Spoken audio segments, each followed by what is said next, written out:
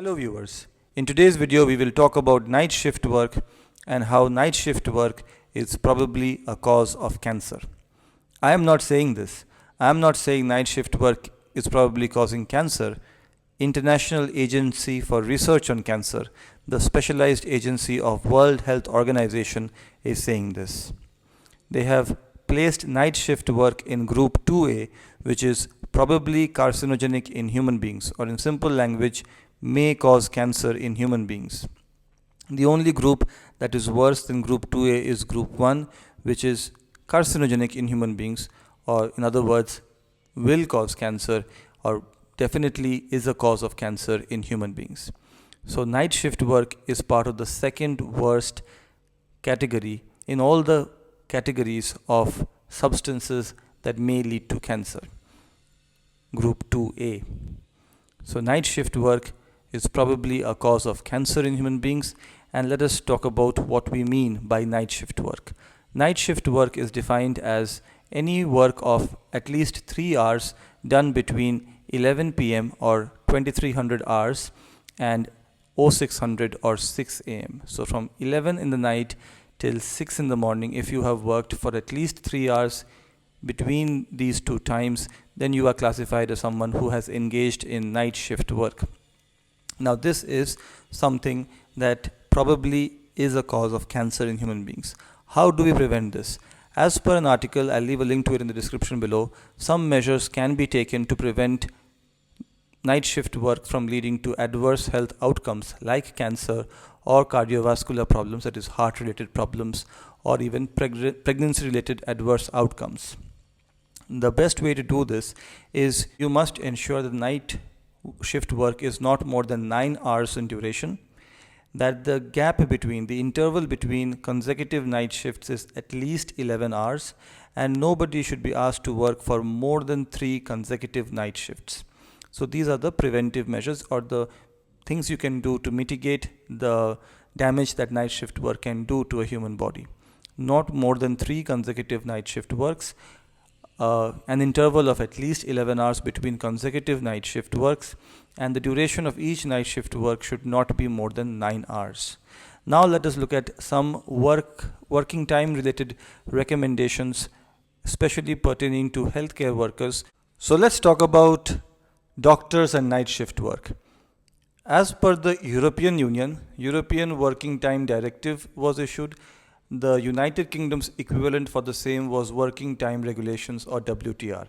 This came into force on 1st October 1998, and full compliance was achieved a full 11 years later in 2009. As per United Kingdom's WTR, or Working Time Regulations, and I have checked the British Medical Association website, this was updated on 24th July of this year. Every week, the average working time for a doctor, including junior doctors who at first were exempt from these regulations out of fear that without adequate junior doctor hours, NHS will suffer. So at first they were exempt from these regulations, but now even junior doctors are covered by it, although some junior doctors do have the option of opting out, which is not encouraged, but some people can choose to do so. However, consultants and career grade doctors are definitely covered by these working time regulations. So what are these working time regulations? Every week, the average working week has to be 48 hours. Okay, so a reference week, the average working time has to be 48 hours. What else is there? There has to be at least 1 day off from work, and I must check the website directly because I don't want to get these things wrong. So the first part was 48 hours work week. Next, so I'll just quote directly from the website and you'll be able to see it on your screen.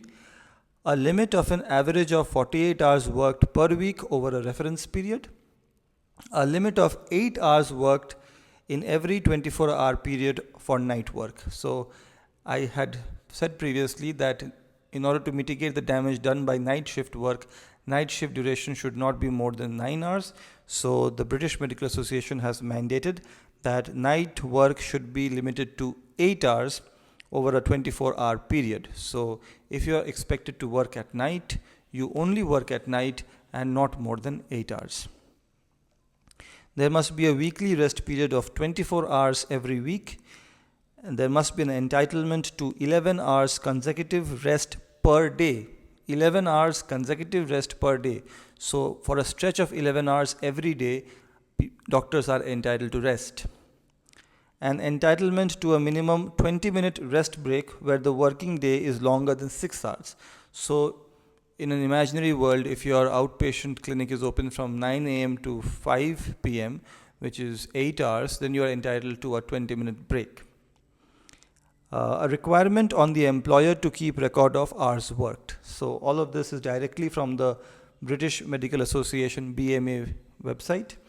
And another thing that is important is what counts as working time. So again, I want to read directly from the website.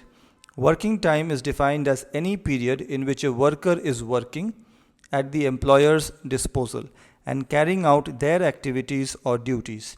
This includes any period where relevant training is received, as well as traveling time where travel has to be undertaken as part of the job.